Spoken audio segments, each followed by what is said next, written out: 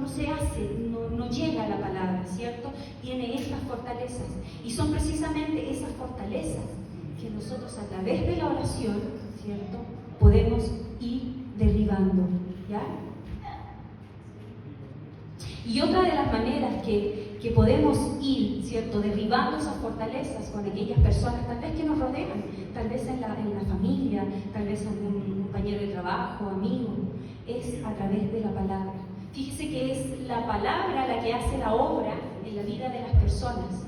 La misma palabra dice que la palabra no vuelve vacía.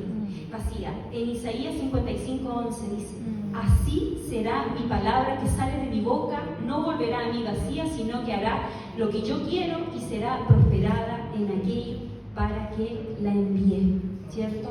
No se preocupe cuál es la respuesta que va a tener usted, que va a recibir, ¿cierto? Porque tal vez no lo va a ver de inmediato, pero es la palabra la que se va a quedar ahí y va a empezar a hacer. Y tal vez van a pasar mucho tiempo, años puede que pase y no lo va a ver. O tal vez no le va a tocar a usted verlo en vida, ¿cierto? Pero la palabra va a ser, ¿verdad? Dijimos que el mundo, con todas estas cosas, ¿cierto?, creaba fortalezas, argumentos y altivez en las personas. Miren, nosotros en el grupo de jóvenes que tenemos allá, decidimos hablar mensajes lo más actuales para ellos, ¿cierto? Pero al mismo tiempo enfocados en la palabra, que la palabra, poder ver estos temas a la luz de la palabra. Y nosotros estuvimos viendo un tema que era acerca de las redes sociales, ¿cierto? Porque ¿qué joven hoy en día no tiene un móvil y está metido en las redes sociales? O sea, ¿verdad? Y ahí compartimos un tema que se llamaba no te enredes en las redes, ¿cierto? Porque dígame, hoy en día, ¿qué joven no está enredado en las redes? Y no solamente jóvenes, sino que algunos adultos. Y no solamente en el mundo, sino que también ha entrado a la iglesia. Amén. Mire, y podemos ver que estas fortalezas, estos argumentos, esta altivez, está también en la corriente del mundo, como dijimos. Y yo decía, redes sociales, los chicos están todo el día recibiendo, siendo bombardeados con información, con mensajes. Y ellos, claro, no tienen tal vez la capacidad para decir, no, esto no me conviene, no, esto no. Lo están viendo bonito, lo están viendo divertido, lo están viendo agradable y lo toman para sí, ¿ya? Tenemos otras cosas como la moda, el cine, las artes, la ciencia, tradiciones, creencias religiosas, como decíamos, doctrinas políticas, ideologías, la educación escolar. Lamentablemente hoy en día la educación escolar, fuera de los fundamentos bíblicos. ¿Se acuerdan que antes por lo menos le decían a los chicos, o se hacía una oración, o se hablaba de Dios? Hoy en las escuelas eso prácticamente no existe. Y no solamente que no existe, sino que se ha reemplazado con otras cosas. Y con una de las otras cosas que se ha reemplazado es con la educación sexual a temprana edad. Y eso en muchos niños ha provocado hipersexualización. A niños en edad escolar, en edad de preescolar, ¿ya?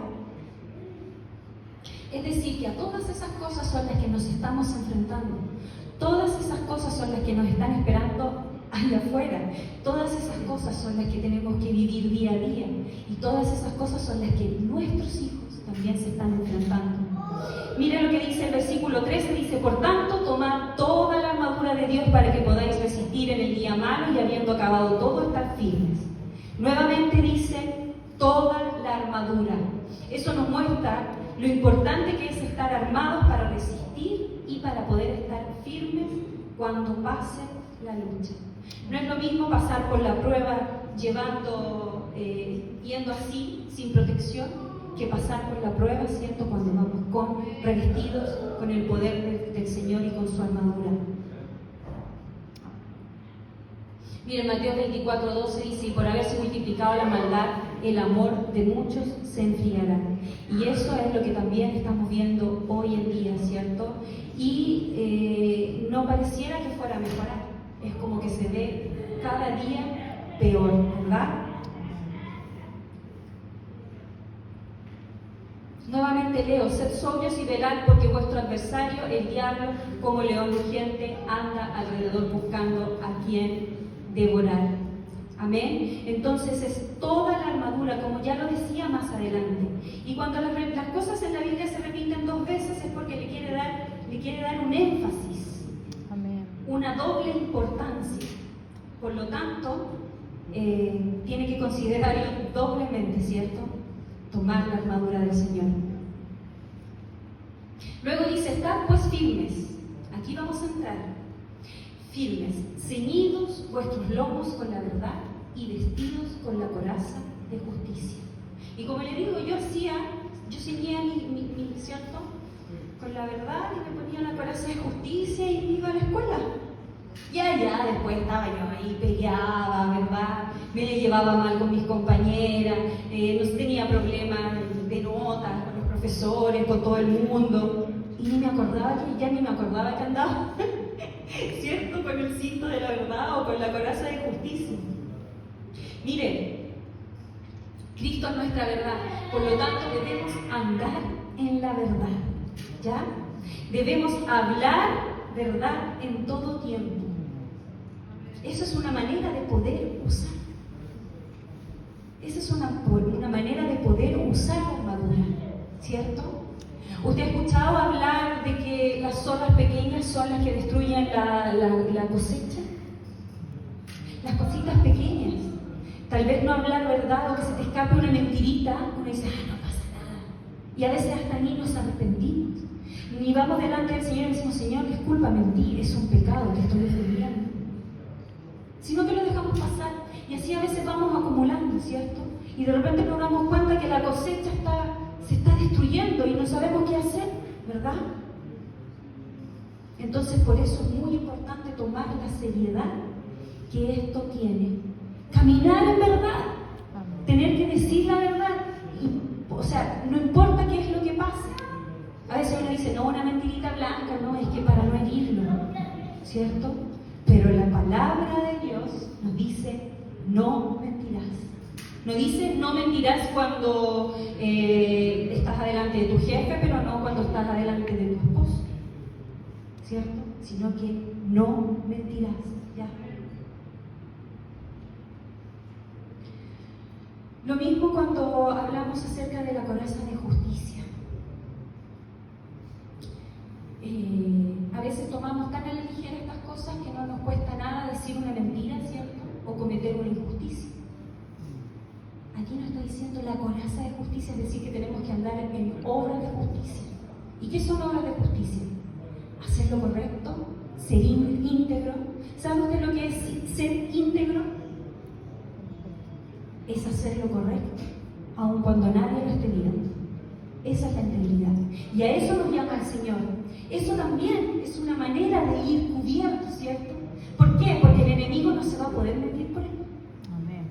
No se va a poder meter, dijiste una mentira, pero ahora para tapar esa mentira vas a tener que decir otra, y otra, y otra, y al final un cuento de mentiras, ¿cierto? Mire, pareciera que esos pecados, como decíamos, son chiquititos y no se notan mucho, no son muy visibles, ¿cierto? No se ven mucho, no es como un adulterio, ¿cierto? Porque un adulterio es como que todos lo saben y todos lo vieron y ¡guau! ¿Verdad? Entonces uno dice, ¡uy, tremendo pecado! O un asesinato y dice, ¡uy, mira lo que pasó, qué tremendo! No, son pecados tan terribles. Pero aquí la palabra nos está diciendo, ¿cierto?, que esas cosas pequeñas. Mire, vamos a leer los Cantares de los Cantares, dice en el capítulo 2, versículo 15, dice: cazadnos las zorras pequeñas que echan a perder las viñas, porque nuestras viñas están en cierne. ¿Qué significa cierne? Quiere decir floreciendo. Aparecen las flores que luego echan el fruto.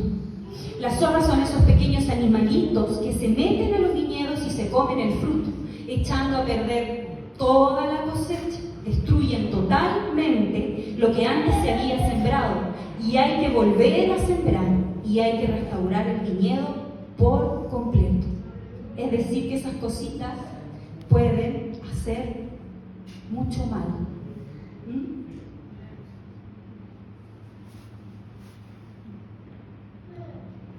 El versículo 15 dice: y calzados los pies con el apresto del Evangelio de la paz. Es precisamente lo que tenemos que hacer, ¿cierto? Aparte de verdad, de venir acá, a aprender de la palabra, a llenarnos del Señor, ¿cierto? A que el Señor nos lave, nos purifique, nos fortalezca, ¿cierto? Nos renueve, nos unja, ¿verdad? Nos llene de su poder, ¿cierto? Para seguir caminando como hijos de Dios. Además, tenemos que llevar el apresto del Evangelio de la paz. Ya, salir a evangelizar. El Evangelio de la paz es el Evangelio de la reconciliación entre Dios y los hombres. En 2 Corintios 5, 17 al 20 dice: de modo que si alguno está en Cristo, nueva criatura es, las cosas viejas pasaron, he aquí, todas son hechas nuevas.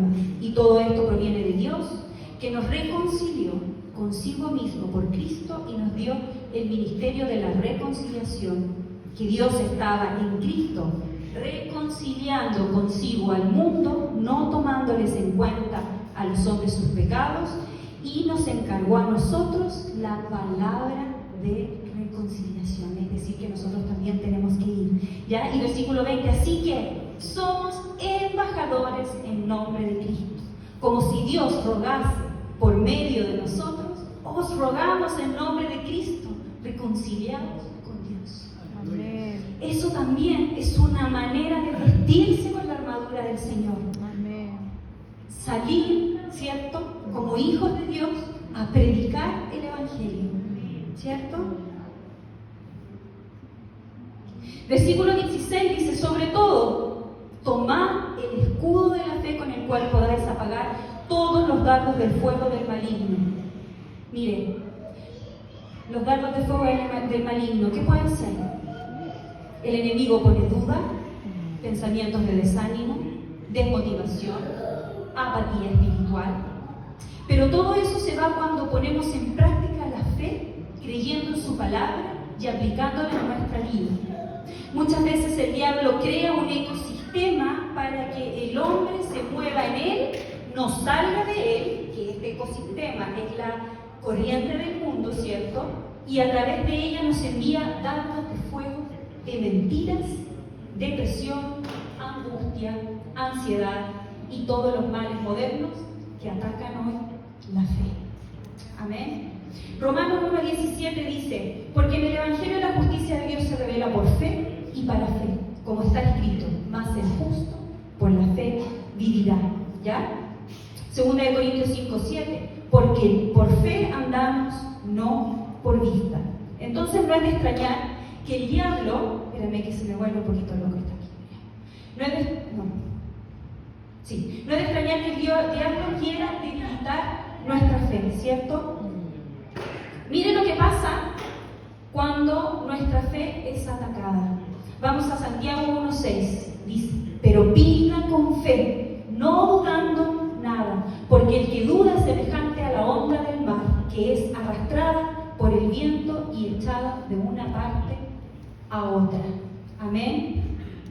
Nos volvemos inestables, de doble ánimo, cuando, ¿cierto?, recibimos, nos llegan, ¿verdad?, esos dardos de fuego del maligno. ¿Por qué? Porque no estamos equipados con el escudo de la fe para enfrentarnos a eso. Eso también es un arma, eso también es una herramienta, eso también es utilizar la armadura del Señor. Amén. Pero ¿por qué el diablo nos ataca en la fe? Pues él sabe que sin fe no podemos agradar a Dios. Amén. Hebreos 11:6. Pero sin fe es imposible agradar a Dios, porque es necesario que el que se acerque a Dios crea que le hay y que es galardonador de los que le buscan. Mire, otro motivo por el cual Satanás ataca nuestra fe, para para ir en contra de la salvación de nuestras almas. Primera de Pedro